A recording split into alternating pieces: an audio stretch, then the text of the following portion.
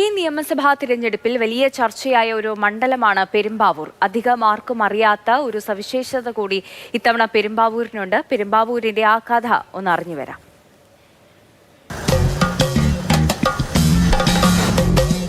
അതേ കോൺഗ്രസിലെ seat തർക്കത്തിലും voter പട്ടികയിൽ പേരില്ലാണ്ട് 2020 സ്ഥാനാർത്ഥിയെ മാറ്റിയതിലുമൊക്കെയാണ് ഇത്തവണ നിങ്ങൾ എന്നെപ്പറ്റി കേട്ടിട്ടുള്ളത്.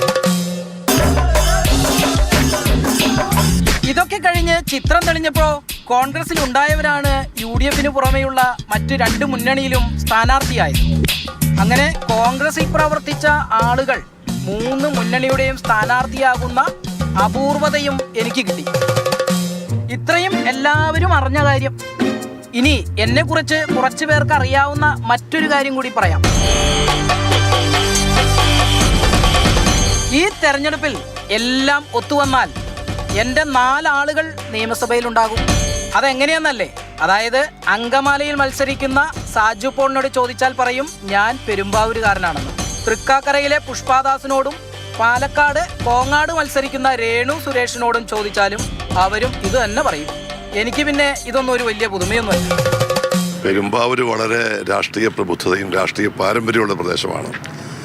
ഏറ്റവും കൂടുതൽ പെരുമ്പാവൂരിൽ നിന്നും പെരുമ്പാവൂരുകാർ നിയമസഭയിൽ പോയത് 1982-ലാണ്.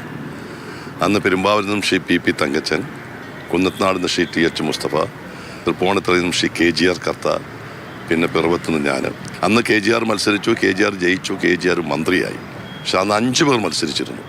അന്നത്തെ ഒരു നിയോജകമണ്ഡലം, ഇപ്പോൾ നിയോജകമണ്ഡലമില്ല, വടക്കേക്കര നിയോജകമണ്ഡലം. ആ വടക്കേക്കര നിയോജകമണ്ഡലത്തിൽ നിന്ന് PA അബൂബക്കർ എന്ന് പറയുന്ന ഒരു പെരുമ്പാവൂരൻ കൂടി മത്സരിച്ചു.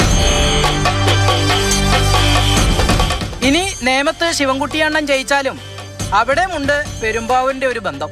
ശിവൻകുട്ടി പെരുമ്പാവൂരിൻ്റെ മരുമകനാണ്.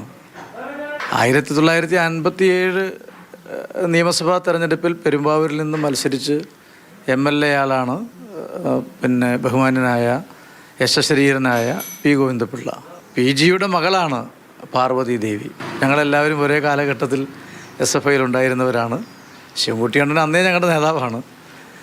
പാർവതി വിവാഹം കഴിച്ചതോടുകൂടി അദ്ദേഹം യഥാർത്ഥത്തിൽ പെരുമ്പാവൂരിൻ്റെ മരുമകൻ എന്ന് പറയുന്നതിൽ ആയിരിക്കില്ല, പെരുമ്പാവൂരിൻ്റെ മകൻ എന്ന് പറയുന്നതായിരിക്കും കൂടുതൽ ശരി.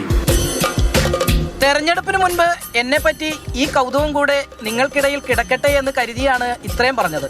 ഇവരിൽ ഇനി ആരൊക്കെ നിയമസഭയിൽ എത്തുമെന്ന് മെയ് 4-ന് നമുക്ക് കാത്തിരുന്ന് കാണാം. ഞാനിനി ആരാണെന്ന് പ്രത്യേകമൊന്നും പറയണ്ടല്ലോ.